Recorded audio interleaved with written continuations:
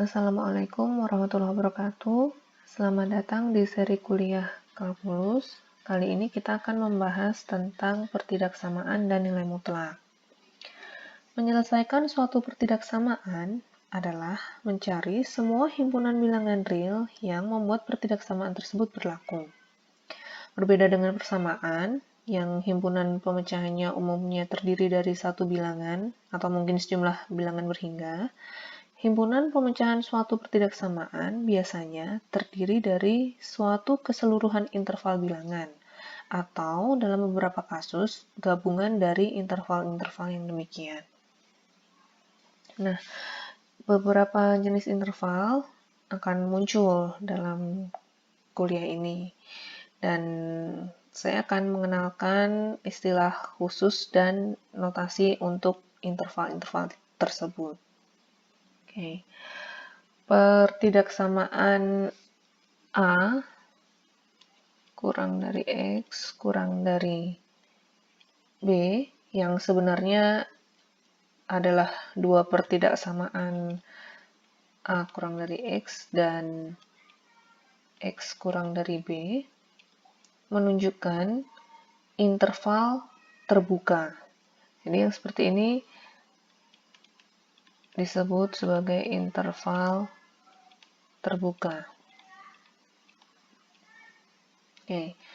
Jadi interval terbuka itu terdiri dari semua bilangan antara A dan B di sini adalah bilangan-bilangan di antara A dan B, di mana A dan B-nya tidak ikut, gitu. Jadi A dan B-nya tidak termasuk yang kita perhitungkan, begitu. Ini disebut interval terbuka. Sedangkan untuk pertidaksamaan A kurang dari sama dengan X kurang dari sama dengan B yang juga merupakan dua pertidaksamaan A kurang dari sama dengan X dan X kurang dari sama dengan B, ini menunjukkan sebuah interval tertutup. Jadi X-nya berada dari A sampai B, di mana A dan B-nya ini ikut. Jadi interval terbuka melibatkan notasi kurang dari atau bisa juga lebih dari, sedangkan interval tertutup melibatkan notasi kurang dari sama dengan atau bisa juga lebih dari sama dengan. Nah, kalian bisa lihat pada gambar berikut, ini beberapa notasi interval dan representasinya pada garis bilangan.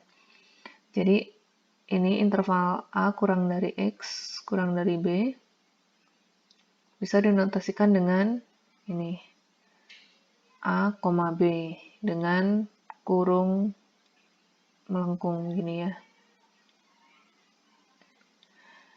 Dan direpresentasikan dalam garis bilangan, ya ini garis bilangan, dan ini A, ini B, begini lengkung. Sedangkan interval tertutup,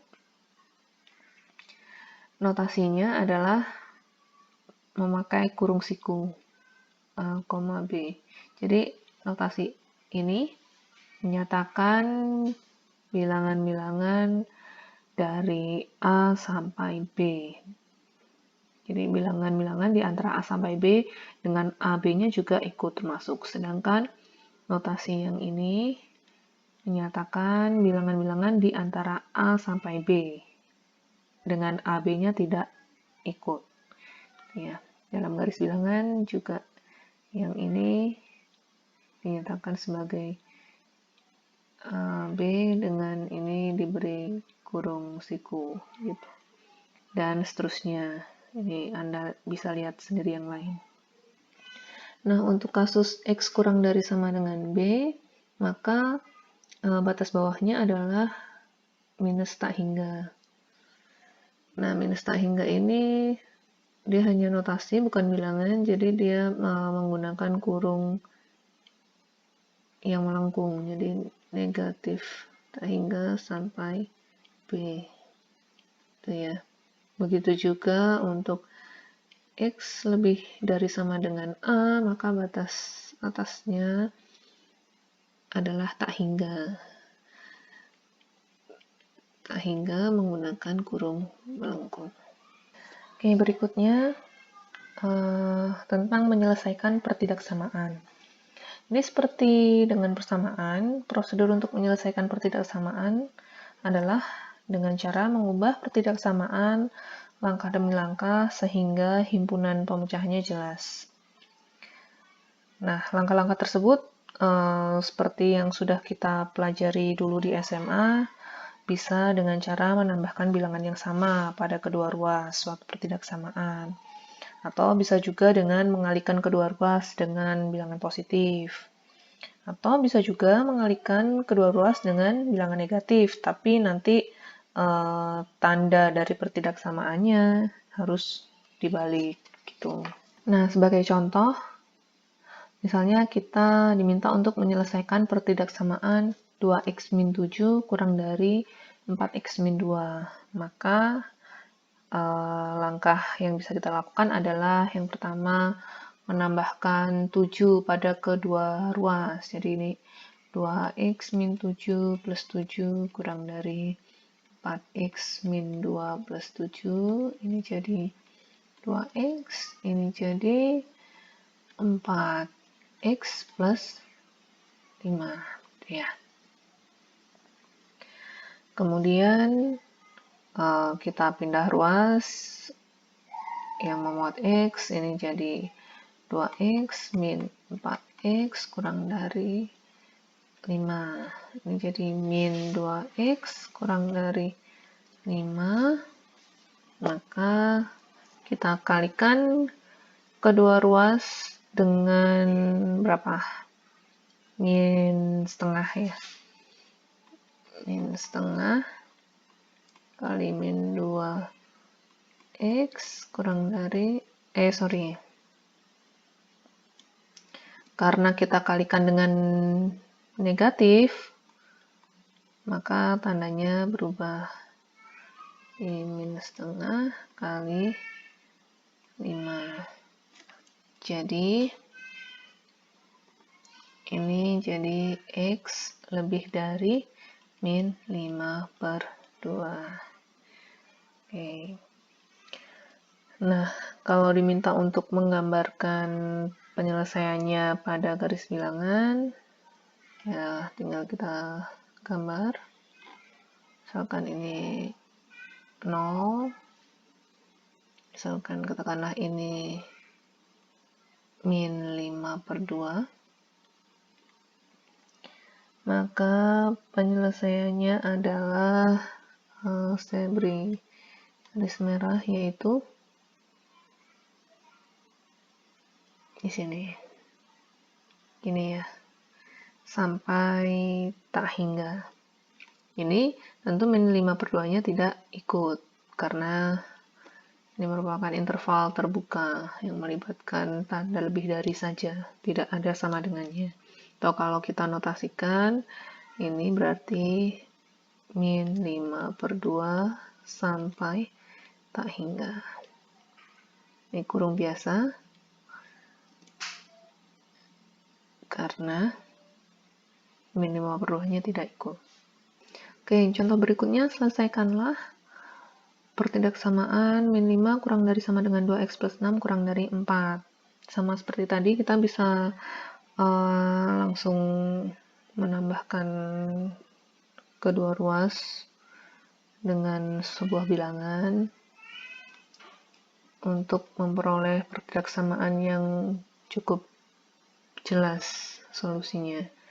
Jadi misalkan yang kiri saya tambah dengan min 6, maka yang ini juga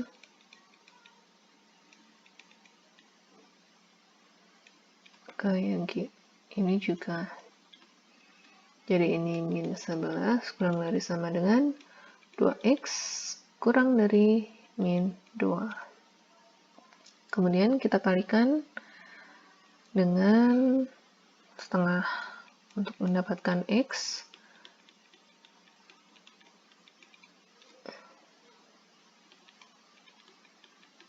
Oke,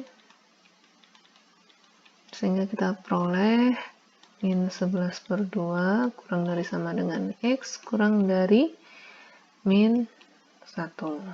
Oke, jadi ini adalah himpunan penyelesaiannya. Kalau kita gambarkan dalam bentuk garis bilangan, oke, misalkan ini min 1, ini min 11/2, maka ini adalah penyelesaiannya. Dengan min 1-nya tidak ikut, berlubang, dan min 11/2-nya ikut. Oke, jadi ini adalah himpunan penyelesaiannya. Kalau kita tuliskan dalam bentuk notasi, ini berarti karena min 11/2-nya ikut, pakai kurung siku, min 11/2, min 1 kurung biasa. Oke, berikutnya bagaimana dengan menyelesaikan pertidaksamaan kuadrat? Nah, ini hampir sama dengan pertidaksamaan biasa, namun nanti kita harus menguji tanda positif atau negatif pada beberapa interval. Misalkan ini, selesaikan x kuadrat min x kurang dari 6, maka kita lakukan seperti tadi, menambah kedua ruas dengan min 6, maka ini x kuadrat min x min 6 kurang dari 0. Nah, kemudian kita faktorkan, ini adalah faktornya, yaitu berapa? Min 3 dan plus 2. Oke. Nah, jadi pembuat nolnya adalah 3 dan min 2. Ini adalah pembuat 0. Nah, berarti kita uji pada interval yang dipisahkan oleh titik itu.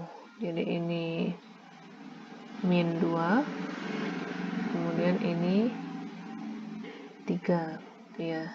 Maka kita punya 3 interval, yaitu yang ke sana, kemudian yang ini, kemudian yang ke sini, gitu ya. Kita punya 3 interval, yaitu dari min tak hingga sampai min 2, kemudian itu adalah ini, interval yang kedua adalah dari min 2 sampai 3, interval yang ketiga adalah dari 3 sampai tak hingga. Nah, kita uji tanda positif dan negatifnya di sini. Jadi kalau kita katakanlah masukkan 0, di sini kan ada 0 ya, di sini. Di sini ada 0. Kita masukkan 0 ke dalam pertidaksamaan. Dalam pertidaksamaan ini, apakah hasilnya positif atau negatif? Kalau X-nya kita ganti dengan 0, maka hasilnya adalah min 3 dikali 2, yaitu min 6. Berarti negatif. Maka di sini negatif. Kemudian untuk interval yang ini, yang pertama, kita uji, misalkan kita masukkan min 3, X-nya kita ganti min 3 pada pertidaksamaan ini. Apakah hasilnya positif atau negatif? Min 3 berarti min 6 dikali dengan min 3 plus 2, min 1 ya. Maka hasilnya adalah positif 6. Maka ini tandanya positif. Kemudian kita uji interval yang ketiga. Misalkan kita masukkan 5, X-nya 5 berarti 5 min 3 kita masukkan ke persamaan ini. 5 min 3 berarti 2, dikali 5 plus 2 yaitu 7, berarti 14. Maka ini juga positif. Nah, yang kita mau adalah yang kurang dari 0. Ini kan. Berarti penyelesaian yang kita ambil adalah yang ini. Oke, dengan demikian himpunan penyelesaiannya adalah X lebih dari min 2 dan kurang dari 3 atau interval min 2 sampai 3. Oke, berikutnya adalah nilai mutlak. Nilai mutlak suatu bilangan real X dinotasikan dengan itu, nilai mutlak X didefinisikan sebagai nilai mutlak X adalah X jika X-nya lebih dari atau sama dengan 0. Sedangkan dia adalah min X, jadi nilai mutlak X sama dengan min X jika X-nya kurang dari 0. Jadi misalkan kita punya X-nya lebih dari sama dengan 0, katakanlah X-nya 6, maka berapakah nilai mutlak dari 6? Maka dia adalah 6. 6 lebih dari sama dengan 0, maka nilai mutlak 6 adalah 6. Sedangkan kalau kita punya, katakanlah X-nya sama dengan min 5, min 5 itu kurang dari 0, maka nilai mutlak dari min 5 sama dengan min dari min 5, yaitu 5. Oke, ini adalah sifat-sifat nilai mutlak.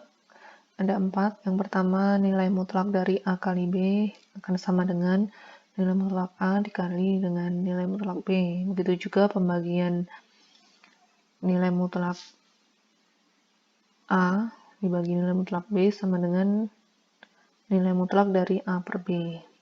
Kemudian yang ketiga,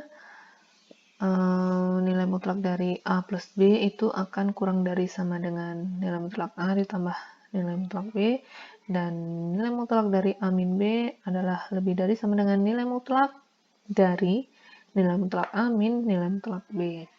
Anda bisa coba-coba sendiri dengan menggunakan bilangan gitu ya untuk sifat-sifat ini. Berikutnya adalah pertindaksamaan yang melibatkan nilai mutlak. Misalkan saya punya nilai mutlak X kurang dari 3. Nah, kira-kira siapakah X yang menghasilkan nilai mutlak X kurang dari 3? Kalau kita gambar garis bilangan, ini 0, ini 3. Kira-kira di mana X-nya? Agar nilai mutlaknya selalu kurang dari 3. Kalau X-nya 1, katakanlah, apakah nilai mutlak X-nya kurang dari 3?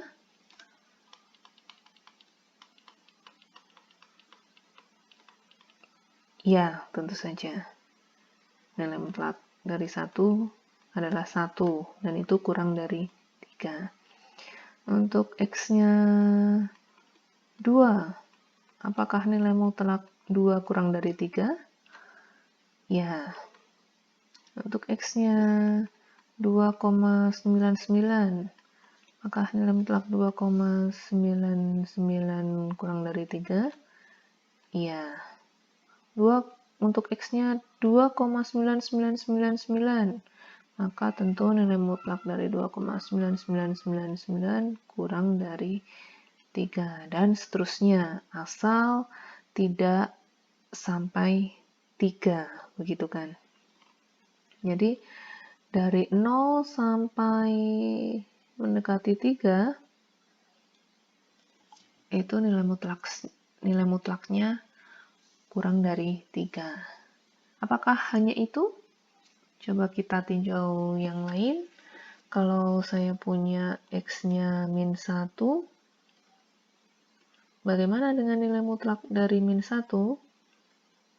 Ternyata adalah 1, dan dia juga kurang dari 3. Kalau saya punya X-nya min 2, maka nilai mutlak dari min 2 adalah 2 kurang dari 3. Seperti tadi, kalau saya punya X-nya min 2,99, maka nilai mutlak dari min 2,99 adalah 2,99 kurang dari 3, dan seterusnya sampai mendekati 3, mendekati min 3, asal tidak menyentuh min 3, maka nilai mutlak dari X-nya pasti masih kurang dari 3.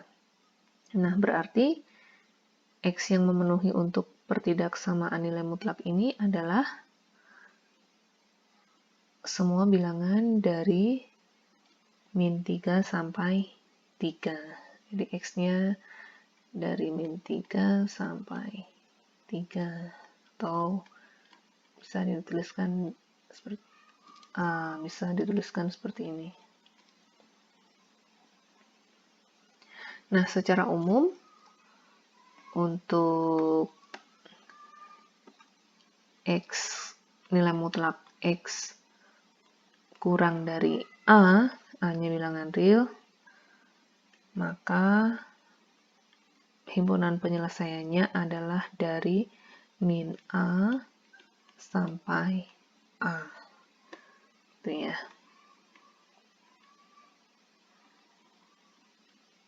Bagaimana dengan nilai mutlak X lebih dari 3?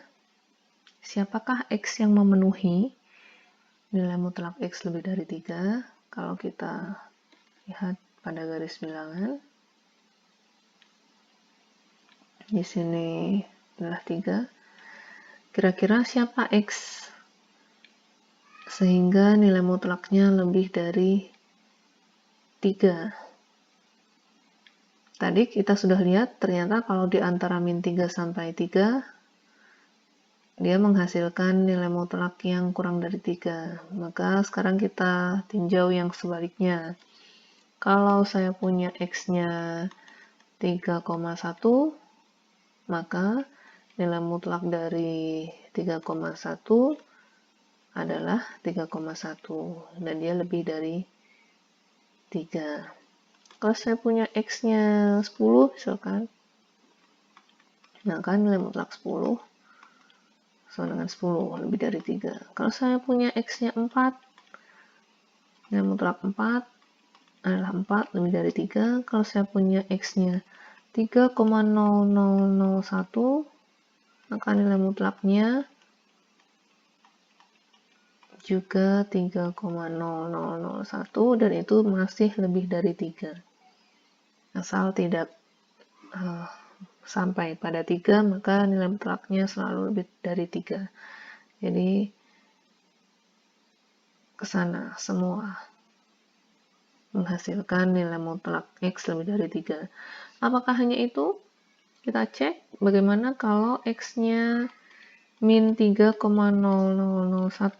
Maka nilai mutlak X-nya adalah nilai mutlak dari min 3,0001